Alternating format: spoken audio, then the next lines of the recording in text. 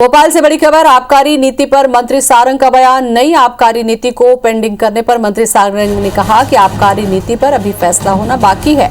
नगरीय निकाय चुनाव का कोई लेना देना नहीं है। बीजेपी का हर नेता नशे के खिलाफ है, कहना है सारंग का। तो बड़ी खबर भोपाल से।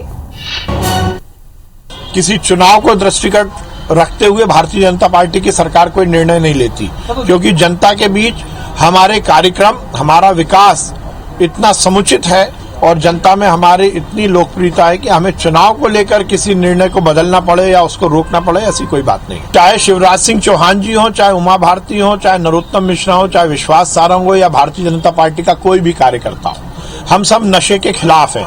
नशा मुक्ति हम सबका संकल्प है और इसलिए सभी एक ही बात कर रहे हैं। कांग्रेस ने आकर कंफ्यूजन क्रिएट करने की बात की।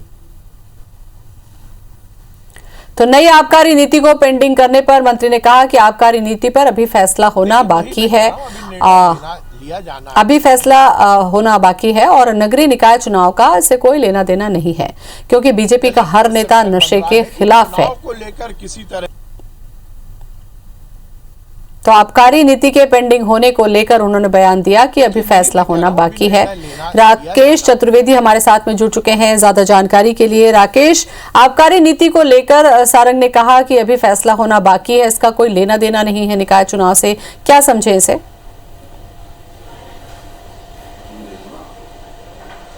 देखिए, पूरे मामले को हम समझे तो मध्य प्रदेश में हर साल नए वित्तीय वर्ष से पहले शराब की दुकानों की नीलामी के लिए कवायद शुरू होती है और इस बार जो आबकारी विभाग की ओर से प्रस्ताव तैयार किया गया है, जिसे नई आबकारी नीति कहा जा रहा है, उसमें शराब के जरिए अधिक से अधिक जो उपाय जुटाने के उसमें प्रयास किए गए हैं, वो प्रस्ताव तैयार किया गया है और ये प्रस्ताव जो है सरकार की ओर भी प्रेषित कर दिया गया, सरकार को भेज दिया गया है। दरअसल हर साल बात करें, चूंकि 1 अप्रैल से शराब दुकानों की नए सिरे से नीलामी होती है, उससे पहले मार्च माह में ये जो नई नीति है या फिर जो नया प्रस्ताव है उस पर मंथन होता है, उसे लागू किया जाना है, सरकार इस बात पर फैसला लेती है।